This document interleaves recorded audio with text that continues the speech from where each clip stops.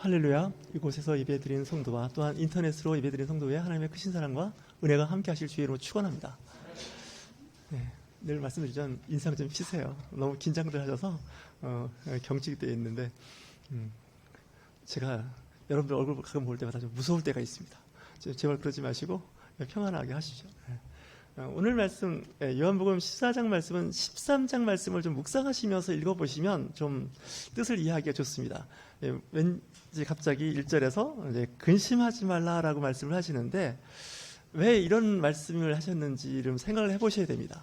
사실 예수님께서 하신 말씀이 근심하게 만들어 놨습니다. 이미 성도들을, 제자들을 이제 근심하게 만들어 놨습니다.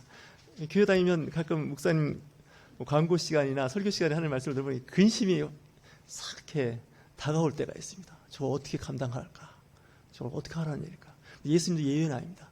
지금 13장을 보면 여러분들 잘 아시는 것 같이 최후의 만찬입니다. 이 최후의 만찬이라는 것은 좀 이렇게 이름을 거창하게 붙여서 그렇지 예수님과 제자들 저녁 식사를 같이 했습니다. 그러니까 3년 반 정도 같이 이제 생활을 하신 거죠. 어떻게 보면 24시간 같이 생활하지 않았을까 이런 생각이 듭니다.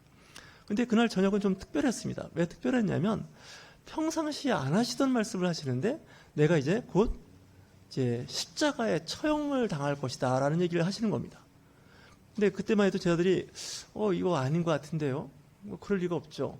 특히 베드로는 그럽니다. 내가 이제 대제사장과 이제 그 서기관들, 바리새파 사람들한테 잡혀서 이제 죽을 건데 너희들은 내 길을 따라올 수 없을 것이다. 지금은 나중엔 따라올지언정 이렇게 이제 말씀하시니까 그때 좀 잘 나간다고 할까? 좀 대표가 되는 베드로가 이야기하죠. 우리는 예수님이 계신 곳이라면 어디든지 죽음의 자리까지 저희들이 같이 하겠습니다. 다른 사람은 몰라도 특히 베드로인 나는 주님과 함께 할 것입니다 라고 이렇게 말씀을 드렸더니 예수님께서 기특하구나 이럴 줄 알았더니 닭이 울기 전 3번 나를 모른다고 부인할 것이다 이렇게 얘기하니까 이 분위기가 쌓여지는 겁니다. 예수님이 하신 말씀은 사실대로 이루어지고 있는 거고 나는 그럴 수 있는 사람은 아닙니다. 신앙 고백이 다 좋지 않습니까? 여러분들도 뭐 세상에 끝날까지 주님과 동행하고 내 믿음은 흔들림이 없습니다라고 고백을 했는데 예수님께서 그럴 리가 없다는 거죠. 지금은 내가 가는 길을 너희가 따라오지 못하지만 나중에는 따라오게 될 것이다 라는 말씀에는 여러 가지 의미가 있죠. 내가 지금 죽지만 이 죽는 자리에 너희들이 같이 함께하지 못한다는 거죠. 나중에는 죽음의 자리에 함께하겠지만 지금은 아니라고 얘기하는 겁니다. 그러니까 성도들도 그렇고 여러분들도 다 마찬가지죠. 갑자기 걱정이 되는 겁니다. 이것도 무슨 분위기에서 이런 얘기가 나오나 얘기를 하는데 오늘 말씀에 이제 이런 말씀인 거죠. 너희는 마음에 근심하지 말라. 하나님을 믿으니 또 나를 믿으라. 하나님을 믿을 때 곧 나를 믿으라는 거죠. 지금 믿는 대상은 오직 하나님이었는데 지금 예수님까지 믿으라고 얘기하시면서 이런 일이 있어도 믿음으로 지켜나가라 이렇게 말씀을 하시는데 갑자기 생뚱맞게 처소 이야기를 하십니다. 이 분위기는 지금 그런 얘기를 하면 안 되는 분위기 아닙니까? 그러니까 하늘나라 천국을 이야기하시는 겁니다. 여러분들 천국에 대한 소망이 있으신가요? 천국에 소망이 있는 분들은 신앙생활 할 때 잘하십니다. 세상에 환난과 핍박이 와도 천국에 대한 소망이 분명한 분들은 이 또한 지나가리라.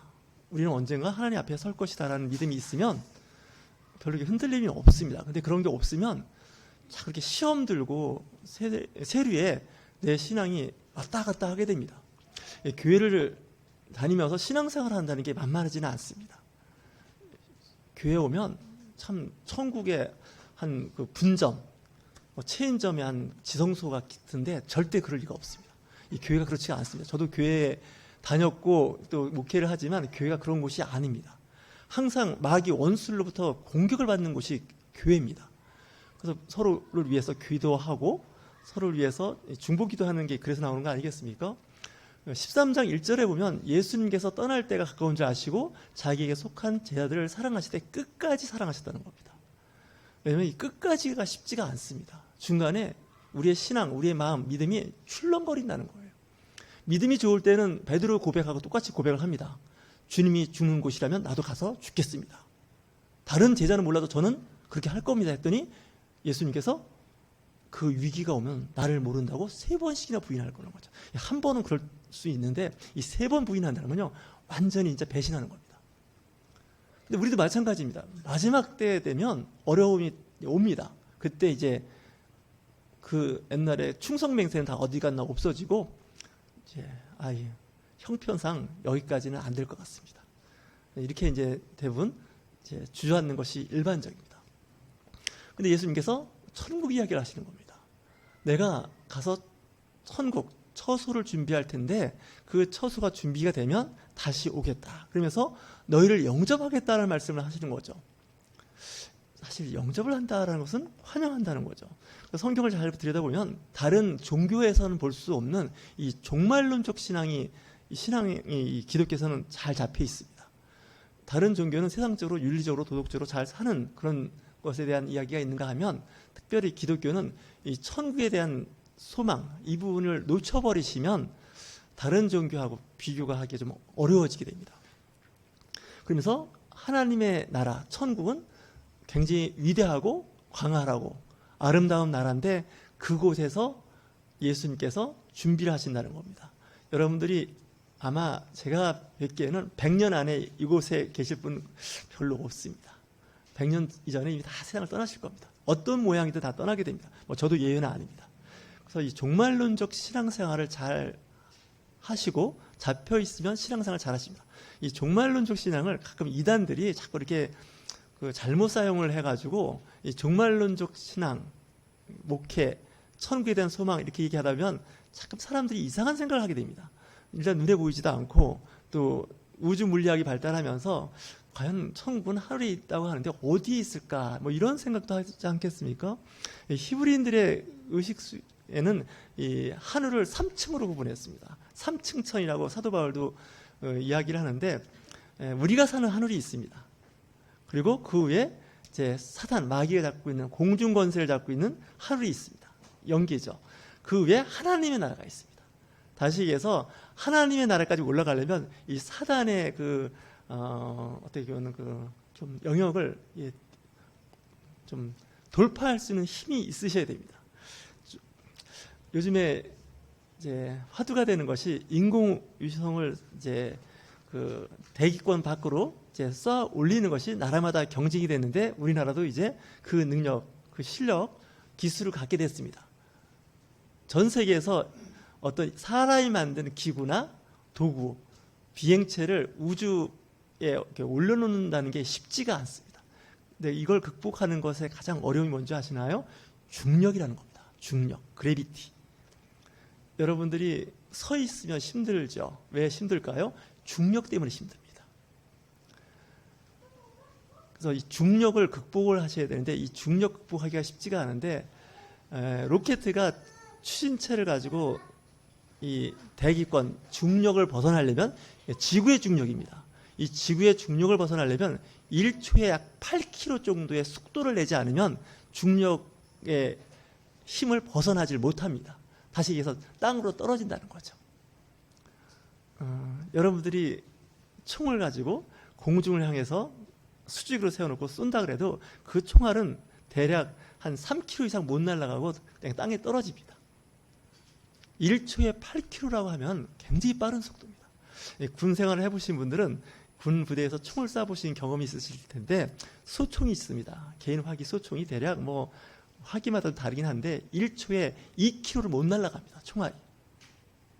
살상 능력이 있죠. 굉장히 빠른 속도입니다. 1초에 2km가 전후에 그 속력을 내면서 탄두를 날려보냅니다. 그 충격도 만만치 않습니다. 어깨가 아주 그 충격이 굉장히 클 정도로 그 힘이 이제 가해지는데 여러분들이 쓰는 그 소총에 최소한 4배 이상 속력을 내야 됩니다.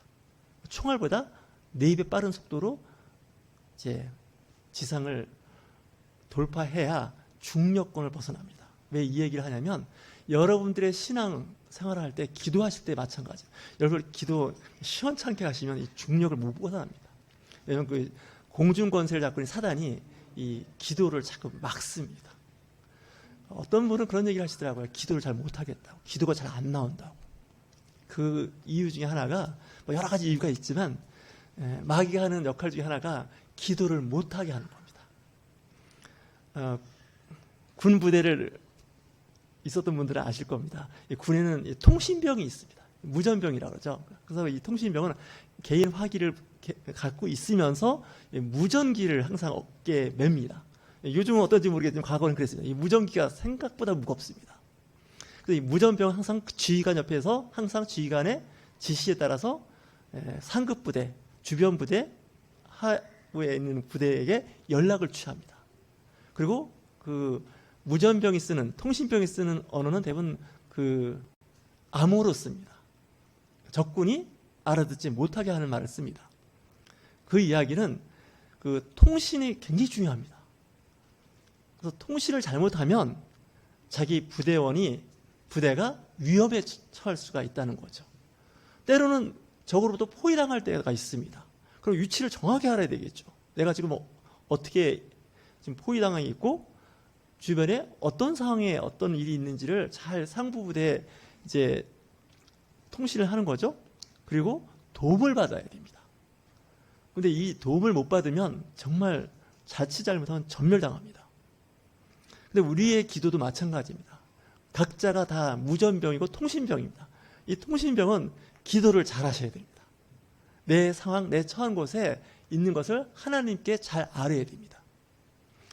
여러분들 중에 혹시 그 방언 기도를 하시는 분 계신가요? 네, 방언 기도를 하실 수 있으면 그 방언 기도도 좋다고 합니다. 내 영이 기도한다 하는데 나는 잘 모릅니다. 하지만 그 방언 기도를 통해서 이제 하나님께 내 영이 기도한다라고 이야기를 합니다.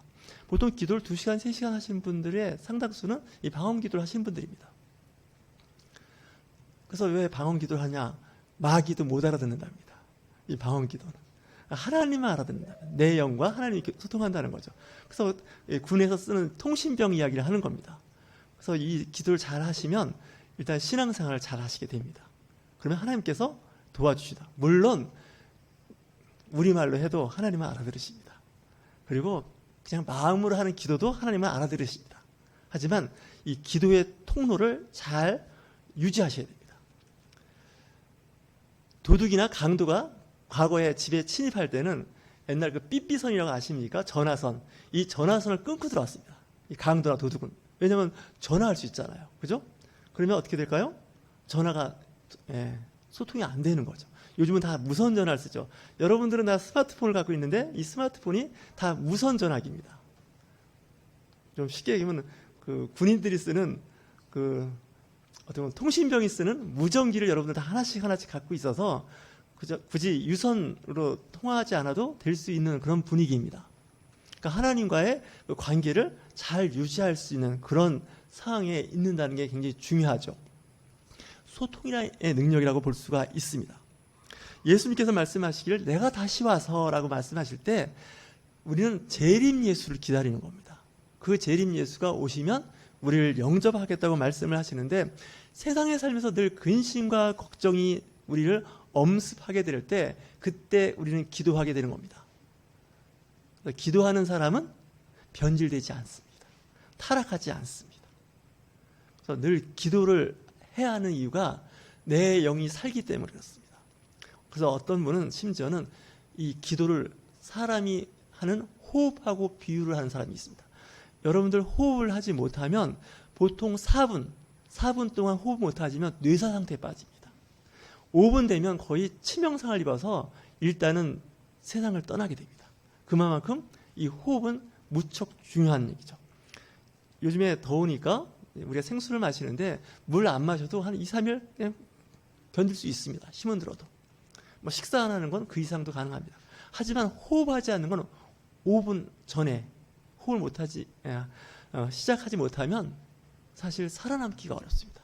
기도를 끊임없이 해야 하는 이유가 바로 그래서 중요하다는 것을 말씀드리고 싶습니다.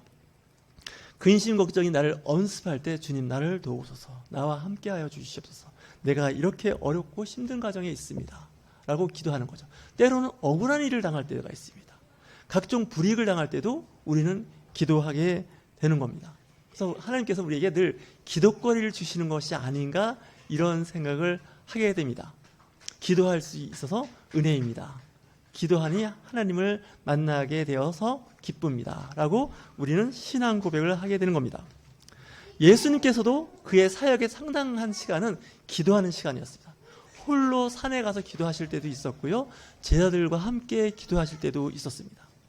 근데 그 기도할 때마다 하나님께서 응답하셨고 하나님께서 말씀하시기를 내가 사랑하는 아들이라 말씀하고 있습니다. 저는 어떤 때 기도를 많이 했나 했더니 학생 때는 시험 볼 때 기도를 많이 했습니다. 예, 시험 전날 이제 시험을 앞두고 5분 10분 시간이 이제 점점 다가올수록 불안합니다.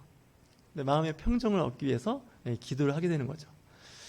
저는 이제 어떤 때 기도를 제일 많이 하냐면 이 교회 올 때 예배실에서 기도하는 것보다는 주차장 들어올 때와 나갈 때 기도를 많이 합니다. 왜 그러면 여기 교회 주차장이 워낙 상태가 안 좋아서 혹시 나가다가 앞 범퍼 흠집내지 않을까. 제가 그런 적이 있거든요, 사실. 그러다 보니까 아주 그냥 절실하게 기도를 해요. 평상시에는 그런 기도가 잘 안 나오는데 꼭 주차장 들어올 때와 나갈 때는 주님 도우소서 이런 생각을 하게 되는 거예요. 한번 이렇게 차 범퍼가 이렇게 흠집 날 때마다 그 수리 비용이 만만치가 않더라고요. 그러니까 기도를 하게 되는 거예요. 역시 사람은 그런 어떤 어려운 상황에 있게 되면 기도를 하게 됩니다. 근데 편안하고 잘 나가면 기도 안 합니다. 심지어는 하나님 좀 신경 쓰지 마시고 잠깐 빠져주세요. 좀 내가 좀 내 사람대로 재미있게 살고 싶은데 정말 하나님 때문에 불편합니다. 내 생활 간섭하지 마시고 하나님은 하나님 일 하세요. 저는 제 일을 하고 살 테니까. 이렇게 이제 생각이 들지 않겠습니까? 그런 생각이 듭니다. 저도 종종 그런 적이 있습니다. 하나님 이제 근신국적으로 잘 살고 있는데 이제는 저도 좀 자유를 누리고 살아야겠습니다. 저도 이제 내 인생 내가 챙겨야겠습니다. 하나님은 좀 잠깐 좀 모른 척 해주시고 제가 나름대로 잘 살아보겠습니다. 이렇게 이제 생각이 들 때가 있습니다. 저도. 왜냐하면 하나님 간섭하면 좀 불편하거든요. 왠지 또 남 모르게 뭔가 하고 싶은 것도 있는데 그분이 잠깐 보시고 계시는 것 같아서 하나님 좀 이때는 좀 모르는 척 좀 해주세요. 이렇게 이제 생각을 하는데 참 어떻게 보면 굉장히 좋은 것 같은데 굉장히 위험한 생각입니다. 제가 살아보니까 굉장히 위험합니다. 그래서 늘 하나님께서는 그런 상황에 있지 않게끔 근심 걱정을 우리에게 이제 몰아주시는데 그걸 잘 극복했으면 좋겠습니다. 사업이 잘 될 때 기도를 더 잘할까요? 아니면 사업이 안 될 때 기도를 더 많이 할까요? 사업이 안 되고 힘들 때 기도를 더 많이 하게 됩니다. 세상적으로 잘 나가게 되면 아무래도 교회 출석이나 기도가 좀 덜해지는 건 사실입니다. 저도 마찬가지입니다. 세상에 아쉬울 게 없습니다. 잘 나가는데 뭐 특별히 기도가 필요하겠습니까? 근데 좀 힘들고 어렵게 되면 기도를 하게 됩니다. 그래서 오히려 편안하고 잘 나간다는 건 오히려 위험할 수도 있습니다. 히브리 기자는 뭐라고 얘기할까요? 시험, 고난, 고통이 없다면 사생활하는 얘기까지 합니다. 나 예수 안 믿어도 교회 출석하지 않아도 아무 일 없는데 오래 차도 잘 되는데 이건 좀 생각을 해봐야 된다는 거예요. 그럴 리가 없다는 거죠. 하나님께서 내 자녀고 내 자식입니다. 근데 그 자식과 자녀가 곁길로 잘못된 길로 나가는데 가만히 방치하고 있다? 이건 좀 생각을 해봐야 됩니다. 여러분들 이웃집 아이가 좀 품행이 방정하지 않고 그냥 막 살아도 우리는 그냥 좀 뭐 그럴 수 있겠다. 아니면 뭐 내 자녀가 아니니까 하고 이렇게 방치할 수도 있죠. 하지만 내 자식일 때 이야기가 달라집니다. 제재도 강하고 그러지 말라고 이야기하는 것과 마찬가지로 하나님께서도 우리가 하나님의 자녀라면 하나님께서 우리의 생활 가운데 간섭하시는 것이 정상입니다. 그래서 이것을 깨닫는 게 은혜인데 잘 못 깨닫는 사람들이 많습니다. 특별히 오늘 말씀도 보면 지금 상황이 안 좋습니다. 근데 예수님은 이 상황을 하나님께서 나를 통해서 영광을 받으신다고 말씀하고 있습니다. 제가 봐도 이해가 안 됩니다. 내가 십자가에서 죽는데 왜 하나님은 그 십자가의 죽음을 영광을 받으신다 그러실까? 왜냐하면 하나님께서 인간의 몸으로 오신 예수 그리스도를 통해서 영광을 받기를 원하시는데 고난에 참여한다는 거죠. 십자가의 죽음을 이야기한다고. 그 당시 제자들은 이건 아닙니다. 예수님 죽으시면 안 됩니다. 그러니까 세상에서의 죽음은 곧 이 세상에서 실패라는 생각을 하는 겁니다. 하지만 하나님은 예수님을 통해서 일을 하시는데 내 나라는 이 땅에 속한 나라가 아니라 하나님의 나라에 속한 거랍니다. 실패한다고 생각했지만 절대 실패가 아니라는 거죠. 그래서 이 세상에서의 성공과 실패라는 것은 성경에서 이야기하는 것과는 다릅니다. 그래서 예수님 뭐라고 말씀하시냐면 내 나라는 이 땅에 속한 나라가 아니라고 이야기하고 있습니다. 우리 자꾸 이 땅에 속했다고 생각해서 이 땅과 연결시키는데 물론 그럴 수도 있습니다. 하지만 절대적이지는 않습니다. 내가 비록 이 세상에 실패했고 고난 가운데 그리고 어려움 가운데 질병 가운데 있다 할지라도 그것이 실패했다고 얘기를 하지 않습니다. 만약에 실패했다 그러면 예수님 사역도 실패입니다. 왜냐하면 잘하시다가 나중에 십자가에 처형당하지 않습니까? 예수님 사역도 알고 보면 실패밖에 안 됩니다. 제자들도 보면 뭐 끝이 이렇게 좋지 않습니다. 이 세상에서. 하지만 하나님의 나라를 그들은 알고 있었고 믿었다는 것이죠. 그 한 예가 예수님께서 십자가에 죽으신 이후 3일째 되는 날 부활을 하신 겁니다. 근데 부활하셨을 때 예수님께서 그 제자들에게 나타나십니다. 제자들에게 나타나시는데 세상 사람들한테는 나타나지 않습니다. 오늘 14장 말씀 후반부에 가면 빌립이 이런 얘기를 합니다. 예수님, 우리에게 하나님 좀 보여주세요 라고 이야기를 합니다. 14장 9절 말씀입니다. 빌립이 이르되 주여 아버지를 우리에게 보여주옵소서 그리하면 족하겠나이다. 지금도 이제 전도하다 보면 하나님 좀 보여달라고 그런 얘기 하죠. 근데 이미 예수님과 같이 있었던 제자 빌립도 그 얘기를 합니다. 그러면 좀 만족하겠습니다. 그랬더니 예수님께서 나를 본 자는 곧 하나님을 본 자라는 거죠. 우리 옆에 있는 분과 권면할까요? 당신을 보니 하나님을 본 듯합니다. 네, 당신의 얼굴 보니 하나님의 얼굴을 본 듯합니다. 네, 구약에서도 그런 적이 있었죠. 야곱이 에서 형을 20년 만에 만났습니다. 원수입니다. 그랬을 때 동생 야곱이 쌍둥이 형인 에서에게 뭐라고 하죠? 형의 얼굴을 보니 곧 하나님의 얼굴을 뵙는 것 같다는 겁니다. 이거 좀 이상하지 않습니까? 그것도 원수 앞에서 그 말이 가능합니까? 채권자가 채무자를 보면서 내가 당신을 보니 하나님의 얼굴을 보는 것 같다고. 또 채무자가 채권자를 보면서 나는 채권자를 보니 하나님의 얼굴을 보는 것 같다고. 우리는 그렇게 얘기하죠. 마귀라고 그러죠. 그냥 마귀라고.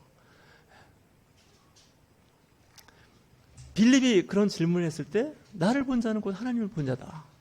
그 얘기는 그 안에 하나님의 영이 역사한다는 거죠. 그래서 그 영적 세계를 보셔야 됩니다. 그 사람의 외모를 보시면 안 됩니다. 그 사람의 외모를 보면 그분이 나이가 뭐 성별이 어떻고 그 사람의 배경 이런 걸 보게 되는데 그 안에 하나님의 영이 역사하는 사람은 곧 하나님을 보는 겁니다. 그걸 잘 분별하시면 맞는다는 것이죠. 그러면서 이야기합니다. 세상 사람들을 나를 다시 보지 못할 것이다. 그러나 너희들은 나를 다시 볼 것이다 라고 이 요한복음 14장에서 말씀하십니다. 부활했을 때 빌라도 총독이나 대제사장 앞에 예수님은 부활한 모습을 보이지 않습니다. 왜 안 보일까요? 그들은 하나님의 나라와 아무 상관없는 사람들입니다. 그래서 하나님의 나라에 관계된 사람한테만 예수님 얼굴을 보이셨지 아무한테 보이지 않았습니다. 우리는 원수 앞에서 상을 차리고 밥상을 차리고 잔치상을 벌여서 나 이렇게 부활했거든 이렇게 보여주는 것이 다윗의 시 23편입니다. 근데 예수님은 그렇게 얘기 안 합니다. 그들이 나타나지 않습니다. 나와 아무 상관없다는 거죠. 오늘 24장 말씀 이전에 13장 말씀은 예수님의 최후의 만찬에서 한 그 이벤트를 하셨는데 그게 뭐냐면 제자들의 발을 씻긴 겁니다. 갑자기 식사 끝나시더니 수건을 들더니 제자들의 발을 씻기는 겁니다. 거기에는 가룟 유다의 발까지 있었습니다. 가룟 유다의 발도 씻어줍니다. 보통 사람 같으면 알지 않습니까? 얼마 있으면 나를 팔자니까 너는 좀 발 씻는 데서 빠져 하지 않고 원수의 발까지도 씻겨주시는 거죠. 베드로가 한마디 하죠. 그럴 수 없습니다. 이건 하인들이 하는 거거든요. 하인 중에서 가장 낮은 하인이 주인의 그 발을 닦아주는 겁니다. 그랬을 때 예수님께서 말씀하시죠. 내가 너의 발을 닦아주지 않는다면 너하고는 아무 상관이 없다는 거죠. 이거 잘 아셔야 됩니다. 그래서 발을 닦아주는 거죠. 베드로는 항상 이제 뭔가 좀 오버하는 성격이죠. 그러지 말고 내 머리와 손도 닦아주세요. 그랬더니 이미 너희 몸은 깨끗하니 발만 닦아도 된다는 거죠. 그래서 또 이런 말씀을 하시죠. 거기까지 끝내면 얼마나 좋겠습니까? 서로 성도 여러분들끼리 발을 닦아주라는 거죠. 세족식 하면 보통 목회자 영적 리더들이 성도들의 발을 씻겨주는데 사실은 서로 여러분들의 발을 씻겨주는 그런 의식을 해야 됩니다. 원래는. 그래서 이제 어떻게 보면 프렌들리십이라고 그러죠. 스킨십을 하게 되는 건데 그렇게 하면서 영적 세계를 하나씩 이제 개선해 나가는 거죠. 그러면서 제자들에게 말씀하시길 서로 사랑하라는 겁니다. 어떻게 사랑하라고요? 서로의 발을 씻겨주라는 겁니다. 그 사람의 약한 부분을 보호해 주라는 거죠. 그래서 베드로는 자기가 쓴 서신에 뭐라고 얘기할까요? 서로 사랑하기를 어떻게 사랑하라고요? 서로 뜨겁게 사랑하라는 거죠. 사랑은 허다한 허물을 덮어준다는 거죠. 그러니까 허물을 자꾸 드러낸다는 얘기는 뭐예요? 캐낸다는 건 사랑하지 않는다는 거죠. 그 사람의 약점, 그 사람의 여러 가지 어렵고 힘든 부분을 자꾸 이해하려는 거죠. 한번 우리 옆에 계신 분과 한번 고면할까요? 나는 당신을 이해합니다. 당신을 이해합니다. 당신을 이해하는 거예요. 당신의 형편, 당신의 그렇게 하는 말을 저는 이해한다는 거죠. 다 알아. 얼마나 힘들겠어. 이 말이 맞는 거지. 그럴 수 있어? 그러면 안 되는 거잖아. 그렇게 하지 마. 이렇게 하는 것보다는 오죽하면 그렇게 했을까. 많이 힘들었겠구나. 이렇게 얘기를 한다는 거죠. 그러니까 우리는 그 언어 하나, 덕담 하나로 상대방의 기분을 좋게 할 수가 있습니다. 이것도 하나의 훈련인 것 같아요. 그런 말을 좀 평상시에 자꾸 하면 그렇게 됩니다. 예수님께서도 제자들의 발을 씻겨주면서 너희들도 서로 발을 씻겨주라고 말씀을 하시는 거죠. 사실 상당히 어렵습니다. 자격지심도 상하고 내가 그럴 필요가 있을까? 제가 단독방을 하나 가입된 게 있는데 거기에 여러 그 성도들이 이렇게 글을 올리는 분이 있습니다. 목사님도 계시고 선교사님도 계시고 집사님, 권사님, 장로님이 계시는데 이제 보통 이제 목사님들 글을 올리면 집사님, 권사님, 장로님들이 아멘, 말씀에 은혜 받았습니다 이렇게도 하지만 반대로 집사님이 글을 올리면 목사님이 아멘, 집사님 좋은 글을 올려주셔서 감사합니다 이렇게 얘기할 수가 있어야 됩니다. 대부분의 경우는 그냥 목회자, 장로님은 말씀하시고 집사님, 권사님 뭐 얘기 듣고 아멘하고 이렇게 영적 어떤 위계 질서를 이야기하는데 사실 중요하긴 중요하지만 그게 더 중요한 건 비록 집사님 아니면 그 어린 직분 다 없는 분이 덕담을 올리면 집사님, 장로님, 권사님도 좋은 글 잘 읽었다고 감사하다고 이렇게 얘기를 해줘야 됩니다. 그게 아름다운 신앙 공동체가 되는 것이죠. 대부분의 영적 권위가 있는 사람들은 목사님 얘기하면 가만히 있을 것이지 무슨 집사가 자꾸 이렇게 토를 달지 이렇게 얘기하지 않습니까? 그게 아닙니다. 소통에 약간 자유함이 있어야 됩니다. 그래서 뭐 그럴 수도 있죠. 덕담인데 좋은 말에는 목사님들도 아멘 할 수 있는 거죠. 이렇게 얘기하면 그건 참 좋은 사회입니다. 예수님도 그런 어떤 신분의 그 위계 질서를 이렇게 뛰어넘는 부분이 많습니다. 예수님께서 하신 말씀이 뭘까요? 이제 서로 사랑하라고 말씀하시는데 실천을 하는데 예수님의 친구가 그 당시 죄인으로 분리됐던 세리와 창기들과 함께 식사를 같이 했다는 겁니다. 이게 쉽지가 않습니다. 식사 같이 하자 그러면 그분이 어떤 분이지 이렇게 묻고 내가 나하고 식사를 할 분인지 아닌지 우리는 생각하지 않습니까? 여러분들이 생활 가운데 혹시 나보다 어리거나 나보다 여러 가지 사이들 안 좋은 사람이 식사 한번 같이 했으면 좋겠습니다 그러면 한번 같이 하시죠. 식사는 제가 대접하겠습니다. 이렇게 얘기를 해야 되는데 그 중간 단계 사람하고 있으니까 그 사람하고 먼저 하시고 이렇게 얘기를 한다는 건 이게 성경적이지 않다는 거죠. 그래서 그 당시 바리새인 서기관들 어떻게 보면 영적 리더들은 그 세리와 창기들 이런 사람들하고는 상대를 안 했습니다. 식사 아예 안 했습니다. 왜냐하면 나는 그런 사람들하고 같이 할 사람이 아니거든요. 사회적 신분이라는 게 있지 않습니까? 그러니까 신분사에서는 굉장히 중요한 것 같지만 하나님의 나라에서는 이 신분은 이렇게 중요하지 않습니다. 이 땅의 신분은. 예수님은 그걸 초월했죠. 그러다 보니까 그 당시 좀 경건했던 사람들이 그러죠. 예수님을 뭐라고 평가했을까요? 술과 고기를 탐하는 자라는 얘기가 있습니다. 어떻게 예수님이 그런 얘기를 들을 수 있을까? 근데 그런 얘기를 들을만 했던 것 같아요. 술도 잘 드셨던 것 같고 그리고 고기도 잘 드신 것 같아요. 그러니까 상대방한테 약점을 잡힌 거예요. 바리새인, 서기관, 제사장 그런 그룹들한테 소위 말하는 찍힌 거예요. 야 이거 랍비라고 그러고 하나님의 아들이라고 그러고 뭐 기사 표적을 일으키는데 우리가 상대하지 않는, 상종하지 않는 사람들하고 식사도 같이 할 뿐만 아니라 그들과 같이 지내고 있다는 거예요. 그게 예수님의 그 사역에 상당히 좀 불편한 부분이긴 한데, 그래서 교회가 자칫 잘못하면 귀족화되면 이게 위험해집니다. 굉장히 위험해집니다. 교회가 커지면 점점 그런 위계 질서가 생기고 이제 귀족화되는 성향이 있게 되는데, 이건 조심해야 돼요. 특히 제일 조심해야 할 사람이 저입니다, 사실은. 목사님 제가 제일 조심해야 되고, 기득권에 있는 어떤 그 신앙생활 잘 하셨던 연륜이 있는 분들이 특히 조심해야 됩니다. 교회는 기득권, 어떻게 보면 그 먼저 선점했다는 것에 대한 그것을 강조하는 순간 성령은 역사하지 않습니다. 인간의 욕심과 탐욕만 역사하고 찬송을 부르고 말씀을 봉독하고 기도를 하지만 성령은 역사하지 않는 거죠. 성령이 역사하는 교회와 아닌 교회를 이렇게 보면 영적으로 보는 게 구분이 되는 게 있습니다. 우리는 그런 얘기 잘하죠. 좀 분위기 파악 좀 해라, 뭐 이런 얘기 하죠. 이 분위기를 모른다고. 이 분위기가 그겁니다. 보이지 않는 그 영적 분위기가 있습니다. 그래서 여러분들 한 분 한 분이 영적 분위기를 잘 만들어 보십시오. 가정도 마찬가지고, 회사도 마찬가지고, 학교도 마찬가지입니다. 이걸 잘못 만들어 놓으면 이 동네가, 교회가, 회사가, 직장이 악해집니다.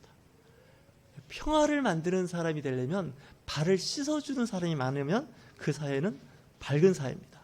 근데 내가 당신보다 지위가 높고 명령하는 위치고 권면하는 위치가 돼버리면 이건 상당히 나빠집니다. 그러니까 불임을 당한다는 건 굉장히 기분 나쁘죠. 그죠? 내가 내 의견을 관철시키고 내 의견을 상대방한테 위임시키는 것이 능력이라고 생각하는데, 교회는 그렇지 않을 수 있습니다.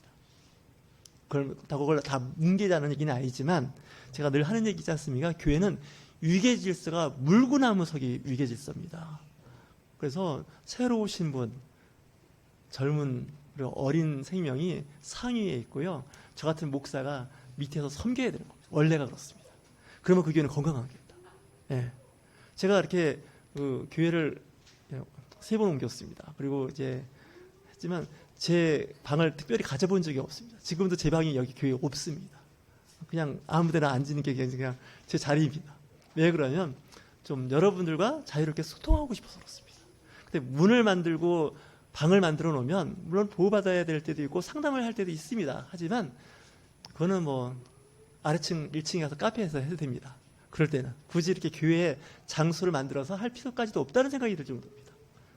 여러분들도 이 바운다리라고 하죠. 잠깐 경계를 쳐서 내 바운다리를 건들지 마, 침입하지 마, 이러지 마시고 좀 마음이 열렸으면 좋겠어요. 요즘 세상도요, 보니까 담을 없애는 사회입니다.